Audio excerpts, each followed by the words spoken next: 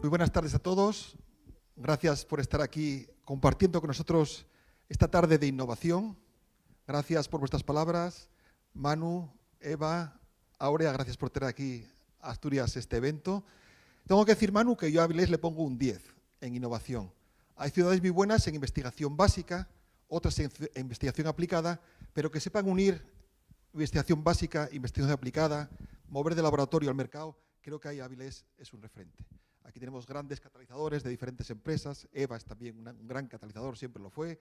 Así que gracias, Aurea, creo que has hecho una gran apuesta por traer aquí esto hoy. Vamos a hablar de innovación, es una tarde de lectura sobre la innovación. Tengo el placer de compartir escenario con Laura. Este es mi libro, Historia del Futuro. Es un libro que ya se publicó hace unos años, pero que sigue siendo muy actual, incluso más actual que antes, porque lo que allí contaba hace unos años, ahora algunas de esas cosas están en la calle. No es que yo sea adivino, pero simplemente es que la mejor forma de predecir el futuro es acercarse a los laboratorios. Lo que hoy está en los laboratorios, mañana puede estar en las calles y remodelar la sociedad y nuestras formas de vida. No voy a hacer una presentación del libro capítulo por capítulo. Eso es muy académico. Voy a hacer algo más creativo. Voy a conectar puntos, como antes decía. Y hoy voy a hablar de inteligencia.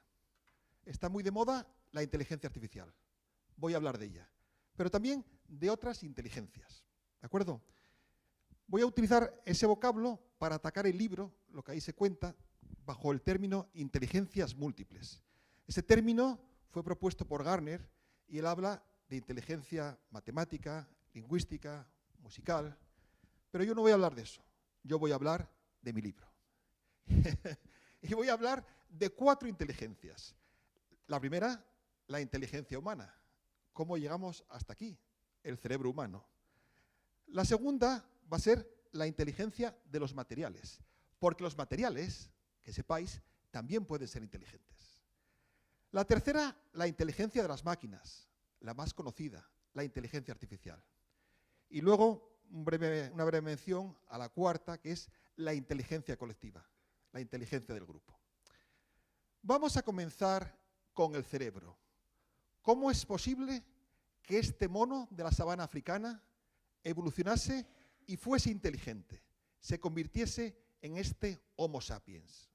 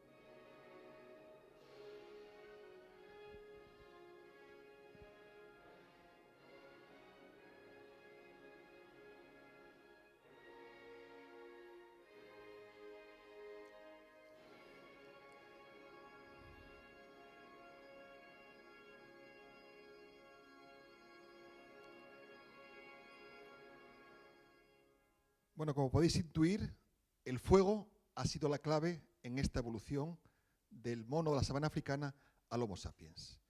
El fuego nos permitía ahuyentar a las fieras. El fuego iluminaba las noches. Pero sobre todo, el fuego permitió el desarrollo del cerebro. Antes del fuego, comíamos las presas, los alimentos crudos. Teníamos grandes mandíbulas. Cuando aprendimos a cocinarlos, esos alimentos más blandos, no necesitamos tantas mandíbulas y dejamos espacio para el cerebro, para el desarrollo. Y además, como no gastábamos tanta energía en la digestión, en triturar los alimentos, esa energía fue para el cerebro. Porque que sepáis que este dispositivo que tenéis encima de los hombros consume mucha energía. Con tan solo el 2% del peso corporal, consume el 20% de la energía del cuerpo. Así que el cocinar los alimentos con el fuego ha sido clave para disminuir el tamaño de las mandíbulas, aumentar el tamaño del cerebro y nutrirlo. Ser inteligente es muy costoso evolutivamente en términos energéticos.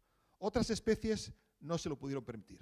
Así que podemos decir que el fuego nos ha hecho humanos.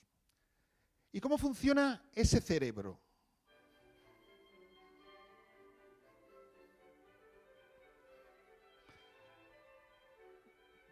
Podemos acercarnos al cerebro y tratar de entenderlos a través de proyectos tan maravillosos como el conectoma humano, que, como bien se decía antes, trata de unir puntos. El cerebro está formado por 85.000 millones de neuronas. Son esos cubos verdes, azules que ahí veis. Y luego, algunos de ellos, algunas neuronas están conectadas. Es como si dijésemos los cubos son ciudades y las líneas rectas, carreteras que unen ciudades. Bueno, pues tenemos 85 millones de neuronas, algunas están conectadas con otras, dialogan entre sí mediante mensajes químicos, mediante impulsos eléctricos, lo que se conoce como la sinapsis. El gran reto de la ciencia es entender todas esas conexiones, lo que se conoce como conectoma. Se ha avanzado y fijaros lo sorprendente, así es el cerebro. Tenemos la mayoría de las neuronas con pocas conexiones y unas pocas neuronas o grupos de neuronas con muchas conexiones, lo que se llaman superconectores. Así es el cerebro. Y si mapeamos Internet, tiene la misma estructura. Tenemos muchos nodos de la red con pocas conexiones y unos pocos con muchísimas conexiones. Esto hace que esta red sea estable y frágil al mismo tiempo. Estable porque si se cae mi web personal o la vuestra, con todos los respetos, no pasa nada, el mundo sigue funcionando. Pero si se cae Google o Microsoft, el mundo se para. Bueno, pues hoy se postula que quizás algo más similar pase con el cerebro. Cuando falla una neurona altamente conectada, quizás eso sea síntoma o lleve a una enfermedad como el Alzheimer. Se empieza a hablar de conectopatías, es decir, fallos en la red neuronal que nos llevan a enfermedades neurodegenerativas. Son todavía postulados teóricos verificados a medias, porque el cerebro sigue siendo la gran incógnita de la ciencia. Pero quedaros con esto.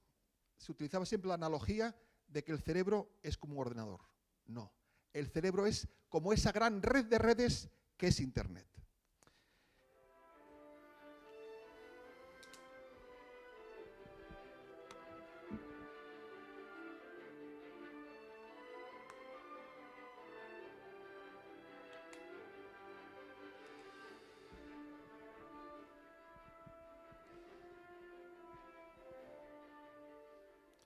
Ahí tenéis esa recreación virtual de la revista Science, simulando la sinapsis, las conexiones entre neuronas, esa información que viaja por la red neuronal.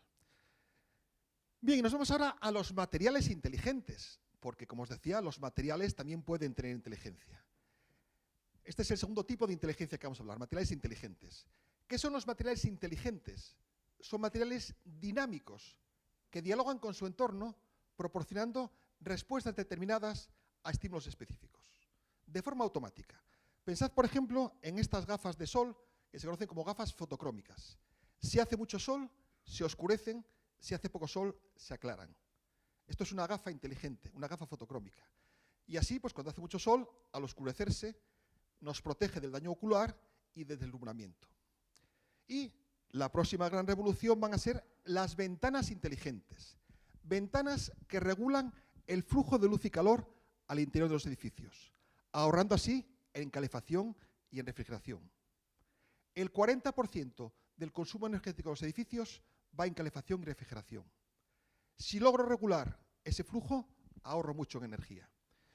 Se habla muchas veces de la Smart City, la ciudad inteligente, como una ciudad con habitaciones con sensores. Si hace mucho calor, el sensor lo detecta y enciende el aire acondicionado. Pero más inteligente será si no deja pasar el calor o no lo deja escapar, dependiendo de la época del año. Ese es el futuro. Ventanas inteligentes que van a regular flujo de luz y calor al interior del edificio y contribuir a la eficiencia energética.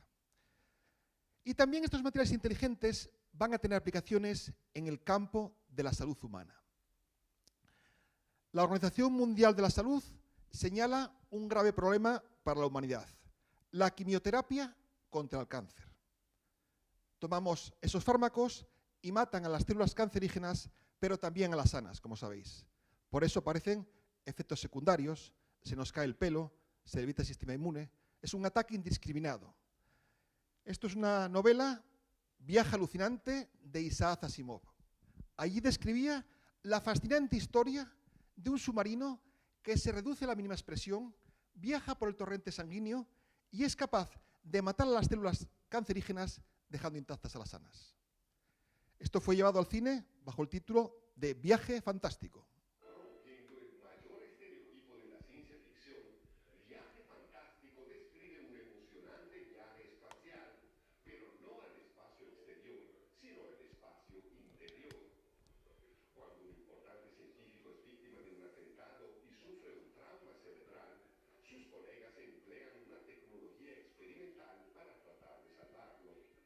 Mediante un proceso de miniaturización, los tripulantes del submarino Proteus son reducidos a un tamaño microscópico y luego inyectados a una arteria del paciente.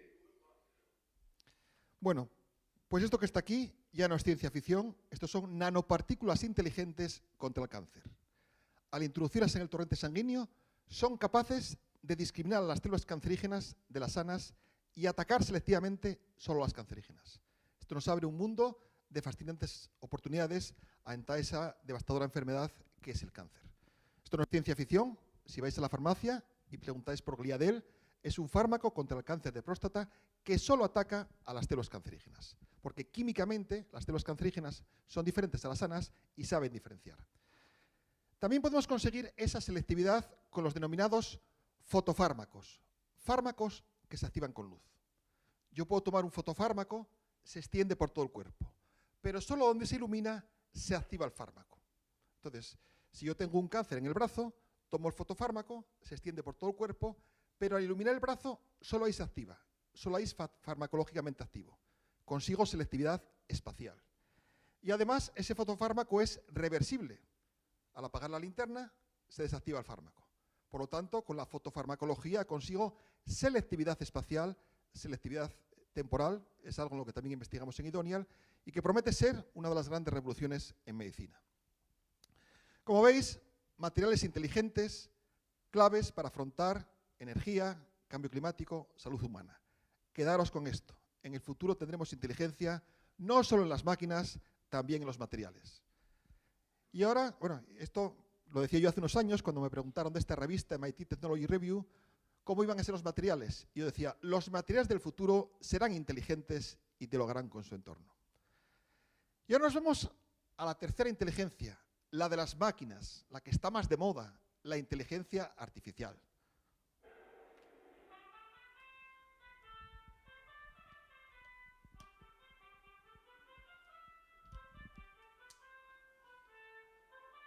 Bueno, este chico es un robot mediático de Toyota, pero los robots no tienen por qué ser humanoides. Este es Robocar, un coche de MIT, un coche inteligente capaz de autoconducirse. Un coche dotado con sensores, cámaras de vídeo y una inteligencia artificial que coge todos esos inputs del exterior y es capaz de conducirse a sí mismo. Google tiene este coche que lleva circulando por las calles de California. Y esto no es ciencia ficción. Me acordaba cuando hace unos meses Eva Pando con Jacobo presentaban el ALSA autónomo en el Parque Tecnológico de Llanera, para que veáis lo que es esto, ¿no? Bueno, Google tiene un lema y es: quiero eliminar la palabra accidente de tráfico de las carreteras. La mayoría de los accidentes son por error humano. Además, si yo voy conduciendo y se me cruza un niño, tardo décimas de segundo en reaccionar. El coche autónomo lo hace en milésimas de segundo. Y Google también quiere que una persona como Steve, que es ciego, pues se suba al coche y el coche se autoconduzca.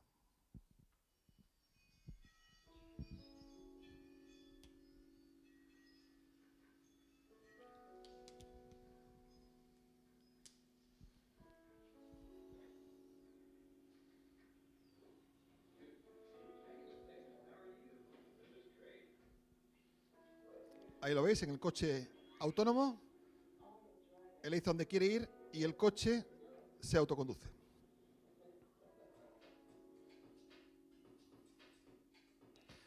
Bueno, en el futuro los coches, además de autoconducirse, dialogarán entre sí. Es lo que se conoce como tecnología V2V, vehículo a vehículo, y así el coche de atrás sabe que el de adelante está a 2 metros y no se puede acercar más. Esto ya está de alguna forma también en las calles, ¿no? Y los cruces son fuente de muchos accidentes y de pérdida de tiempo, porque tenemos que parar. Se está desarrollando una tecnología que es la gestión autónoma del tráfico en los cruces. En el futuro los coches dialogarán entre sí, se sincronizarán, atravesarán el cruce sin necesidad de detenerse. Esto supondrá ahorro de tiempo y también de combustible.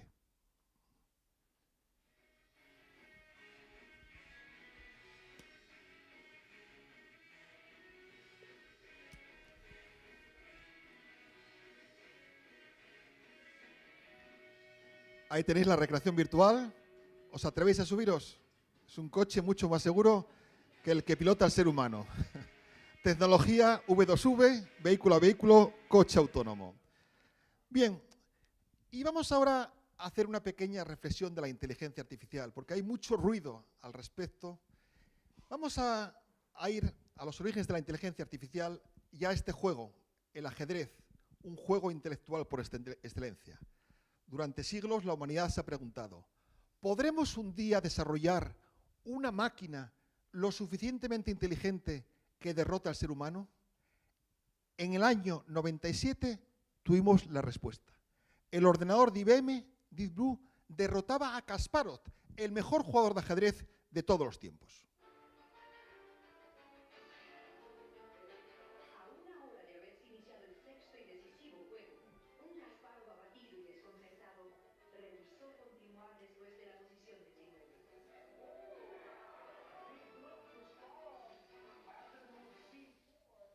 De alguna manera tengo que elogiar a la máquina por comprender profundamente los factores posicionales.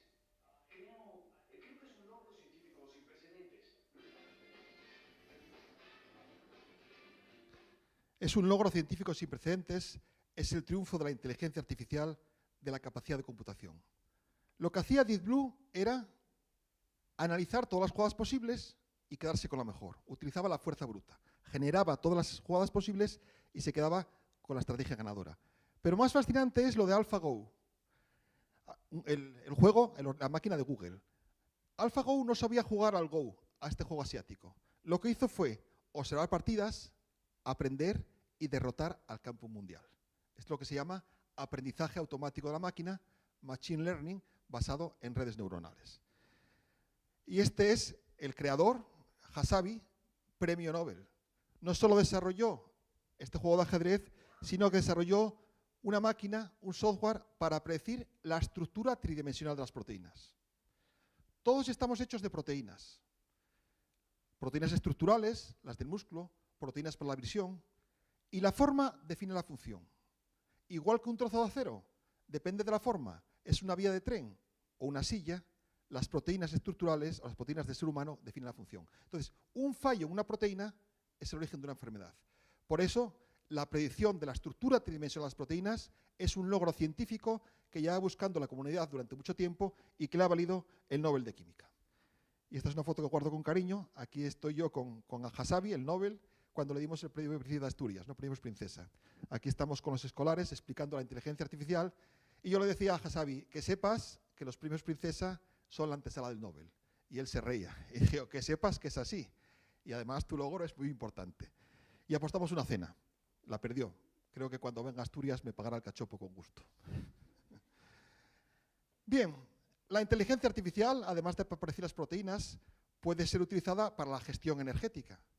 Se habla de energías renovables, el sol, el viento, que son intermitentes. Con la inteligencia artificial podremos jugar para tratar de ajustar la oferta a la demanda. Y una última reflexión, fijaros. Estamos hablando de coches autoconducidos que conducen mejor que el ser humano. Máquinas que nos ganan al ajedrez, al Go, que predicen la estructura de las proteínas. Esta inteligencia artificial es fascinante, pero también genera temores. Se dice, quizás un día desarrollemos una máquina superinteligente que decida prescindir del ser humano.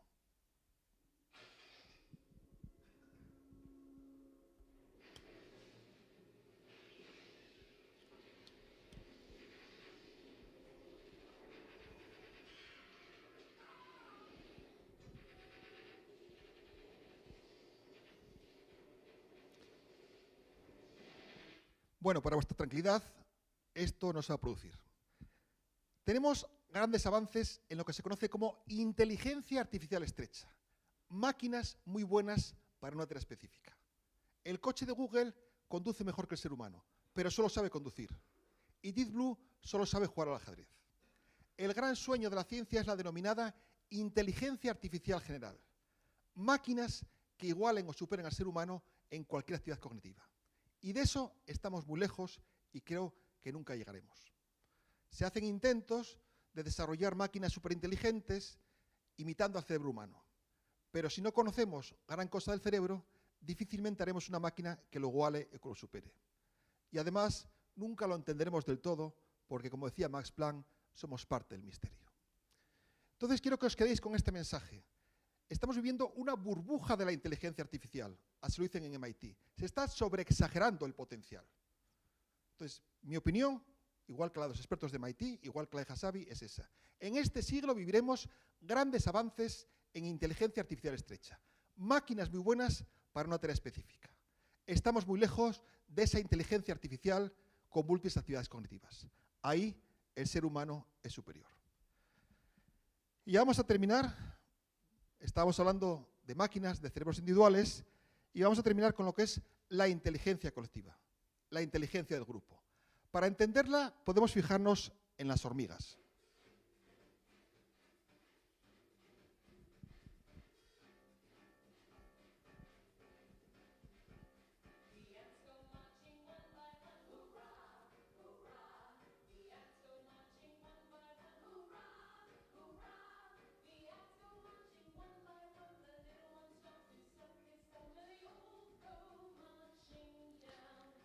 Las hormigas marchan en grupo, no les queda otro remedio. La hormiga no es inteligente, el hormiguero lo es. Fruto de la interacción entre las hormigas emerge esa propiedad que es la inteligencia colectiva. Es un todo mayor que la suma de sus partes. Y esas hormigas, por ejemplo, son muy buenas trazando la ruta óptima para buscar comida. De hecho, hay algoritmos, por ejemplo, para trazar la ruta óptima de un coche por una ciudad, inspirándose en las hormigas. Esto es la inteligencia colectiva, el poder del grupo. En el libro también hablo del poder del grupo, del ser humano, de la inteligencia colectiva. Cuando nos hemos unido, hemos hecho grandes proezas, como mandar al hombre a la luna o acabar con el coronavirus en tiempo récord. Pero nuestro ego vuelve a salir y volvemos a darnos palos. No somos como la hormiga.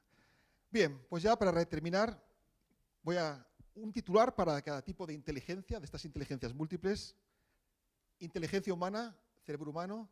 El cerebro es una red de redes, similar a Internet, y sigue siendo el gran desconocido de la ciencia. Materiales inteligentes, dinámicos, que dialogan con su entorno. Serán claves para afrontar desafíos como la salud humana, el cambio climático. Quedaros con esto. En el futuro tendremos inteligencia no solo en las máquinas, sino también en los materiales. 3. Inteligencia artificial, inteligencia de las máquinas. Viviremos grandes avances en inteligencia artificial estrecha. Estamos muy lejos de una inteligencia artificial general. Y 4. Inteligencia colectiva, el poder del grupo. La unión hace la fuerza. En el libro hablo del grupo, pues mencionando diferentes disciplinas. La nanotecnología, biotecnología, inteligencia artificial. Y digo que el siglo XXI es el siglo de lo interdisciplinar. Los grandes retos de nuestra era, como la salud humana o el cambio climático, requieren de esa aproximación. Esto es Historia del Futuro. Muchas gracias.